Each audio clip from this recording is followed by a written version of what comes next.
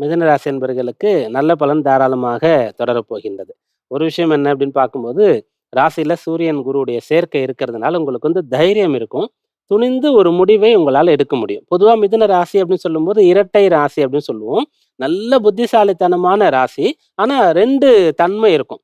சில சமயத்துல செஞ்சு முடிச்சிடலான்ட்டு இருக்கும். சில சமயத்துல கொஞ்சம் சரி யோசிக்கலாம். டைம் வரட்டும் வெயிட் பண்ணலாம் அப்படின்ற மாரி இருக்கும். அதாவது நம்ம ஃபெயிலியரே ஆயிடக்கூடாது.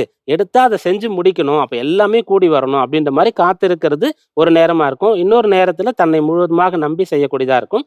2 மனநிலை இருக்கும். இந்த வாரத்துல இந்த சூரியன், குரு ராசியில இருக்கிறதுனால, அதுல தைரியம் மேலோங்கி இருக்கும். துணிவு இருக்கும். எடுத்த காரியத்தை சிறப்பாக செய்து முடிக்கிறது. 12ஆம் பாவத்துல சுக்கிரன் ஆட்சி பலம் பெறப் போகின்றார். அதனால நீங்க வீடு சம்பந்தமான ஆதாயத்தை பெறுவீர்கள். வீடு வாங்கணும், வீடு கட்டணுன்ற விஷயங்களுக்கு திட்டமிடலாம்.